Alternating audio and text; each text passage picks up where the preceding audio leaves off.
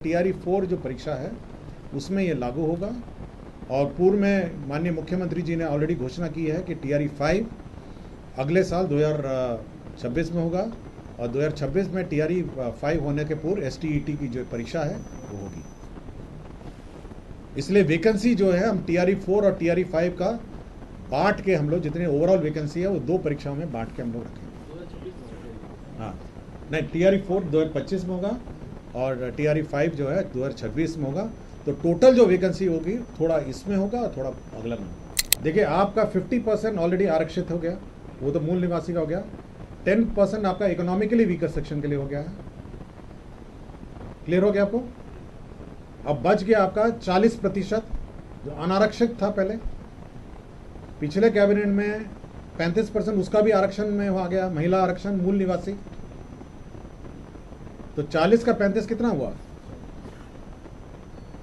40 जो अनारक्षित था उसमें 35% ऑलरेडी मूल निवासी का हो गया। अब बच गया 65। अब उस 65 का 40% ऑलरेडी आप इस प्रावधान के अनुसार अगर वो मैट्रिक और इंटरमीडिएट पास होंगे तभी वो एलिजिबल होंगे। सबसे महत्वपूर्ण एजेंडा जो मंत्रिपरिषद में लिया गया था आज वह शिक्षा विभाग का एजेंडा था।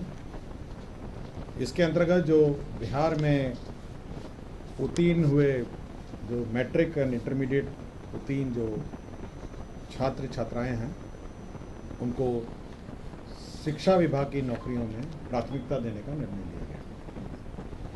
इसके लिए बिहार राज्य विद्यालय अध्यापक नियुक्ति स्थानांतरण अनुशासनिक कार्रवाई में सेवा शर्त संशोधन नियमावली 2025 की स्वीकृति दी गई।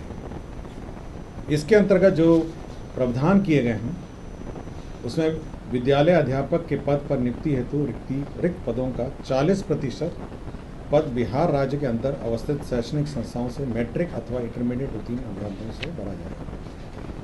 परंतु 40% रिक्तियों के विरुद्ध तदनुसार योग्य अभ्यर्थी उपलब्ध नहीं होने पर शेष रिक्तियां 60% रिक्तियों के लिए अर्हता प्राप्त कोटि के योग्य अभ्यर्थियों द्वारा भरी जा सकेगी।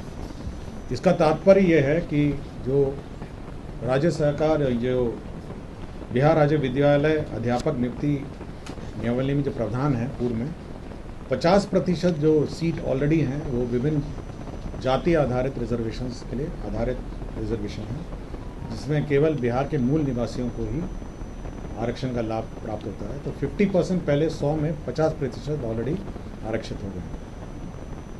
10% जो आरक्षण है वह आपका इकोनॉमिकली वीकर सेक्शन है, वो भी बिहार के मूल निवासियों के लिए है। अर्थात 60% ऑलरेडी आपका 100 में 60% ऑलरेडी आपके बिहार के निवासियों के लिए आरक्षित है। बच गया जो 40% है उसमें 35% जो है महिलाओं के लिए, बिहार की महिलाओं के लिए आरक्षित है। तो 60 पहले हो गया, उसके बाद 35 जो 40 का जो 35% है वह भी ऑलरेडी बिहार के मूल निवासियों के लिए आरक्षित है। अब जो बच गया है मतलब जो 40 में 40 का 35 भाग के बाद जो बचा जो 65 भाग है 40 वाला, अब उसमें 40% जो रिजर्वेशन है वो बिहार के ऐसे स्टूडेंट जो मैट्रिक और अथवा इंटरमीडिएट पास होंगे उनके लिए अब आरक्षित हो जाएगा।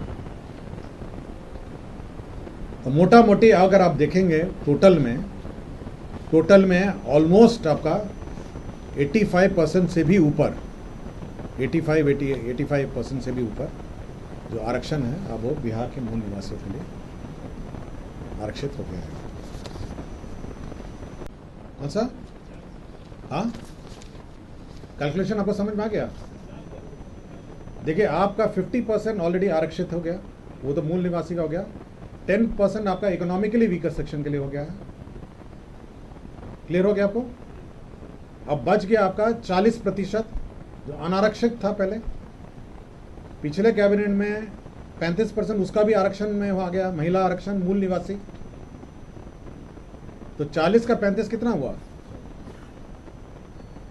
40 जो अनारक्षित था उसमें 35% ऑलरेडी मूल निवासी का हो गया। अब बच गया 65। अब उस 65 का 40% ऑलरेडी आप इस प्रावधान के अनुसार अगर वो मैट्रिक और इंटरमीडिएट पास होंगे तभी वो एलिजिबल होंगे। अब बहुत ही छोटी सी संख्या है जो अब पूरे सूची में अब अनारक्षित रहेगी। बिहार बोर्ड रहेगा कि कोई भी बोर्ड? ये कोई भी बोर्ड होगा, बिहार के कोई भी बोर्ड, आईसीएसई हो सकता है, सीबीएसई हो सकता है, बिहार की शैक्षणिक संस्थाओं में जिन्होंने पास किया हो उन्हीं के लिए।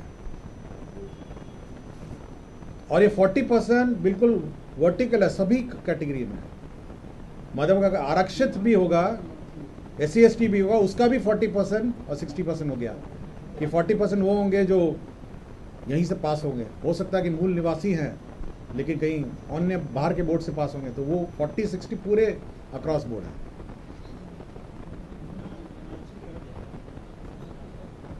%15 रह गया मोटा मोटी।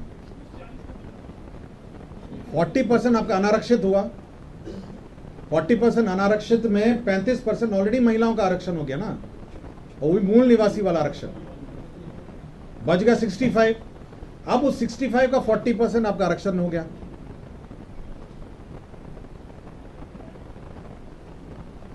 क्लियर हो गया आपको? हाँ, मोटा मोटी क्लियर हो गया आपको? तो मोटा मोटी डोमिसाइल पॉलिसी जो है ओवरऑल लागू हो गई है कि बिहार के मूल निवासियों को ही अब मूल निवासी या फिर जो यहाँ के मैट्रिक और इंटरमीडिएट यहाँ परीक्षा जो पास किए हैं, जो भी 10th and 12th उनको मिलेगा। कौन सा? अब मल्टीप्लाई कर लीजिए ना आपको। अगर आप अनारक्षित आपका 40 था, 40 में 35 हो गया आपका आरक्षण, महिला आरक्षण 40 महिला आरक्षण हो गया, 40% में 35% हो गया महिला का आरक्षण, उसमें पुरुष का रह गया 65। अब मतलब पुरुष और महिला अलग जो अनारक्षित हो गया, अब उसका 40% अब हो गया जिसने 10th and 12th पास किया। ये फॉर्मूला सबको समझ में आ गया? कौन सा? हाँ, जो यहाँ के 12th and 12th है, अगर उस कैटेगरी में आएंगे, मतलब वो नॉन, मतलब उस स्मॉल कैटेगरी, वो तो बहुत स्मॉल कैटेगरी है। उनका कहना है यदि दूसरे राज्य के बच्चे यहाँ के बोर्ड से 10th और 12th किए, हाँ, जो यहाँ पे पढ़ते होंगे ऑब्वियसली यहाँ के निवासी होंगे ना, मोटा मोटी यहीं के निवासी होंगे ना।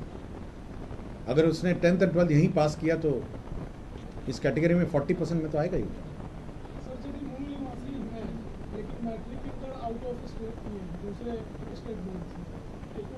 उनके लिए ये नहीं होगा ना, उनके लिए तो हो ही गया। 2 नियमावली हमने पास की नहीं आया को, कार्यालय प्राचार्य जो अनुकंपा और ये सब का था वो तो ऑलरेडी 100% हो गया, और जो विद्यालय में जो क्लर्क्स हैं उसका भी 100%। अब तो शिक्षा भी हो, ये भी हो गया 99% मोटा मोटी। तो 99% अभी लोग जो हैं वो इसमें अब क्वालिफाई होंगे, और ये TRE 4 से शुरू होगा, मतलब TRE 4 जो परीक्षा है उसमें ये लागू होगा। और पूर्व में माननीय मुख्यमंत्री जी ने ऑलरेडी घोषणा की है कि TRE 5 अगले साल 2026 में होगा, और 2026 में TRE 5 होने के पूर्व STET की जो परीक्षा है वो होगी। इसलिए वैकेंसी जो है हम TRE 4 और TRE 5 का बांट के, हम लोग जितने ओवरऑल वैकेंसी है वो 2 परीक्षाओं में बांट के हम लोग रखेंगे। हाँ, नहीं, TRE 4 2025 में होगा और TRE 5 जो है 2026 में होगा। तो टोटल जो वैकेंसी होगी थोड़ा इसमें होगा और थोड़ा अगला में होगा। क्लियर हो गया आपको सबको? शिक्षा विभाग की नौकरी, बहाली, आरक्षण सब क्लियर हो गया आपको?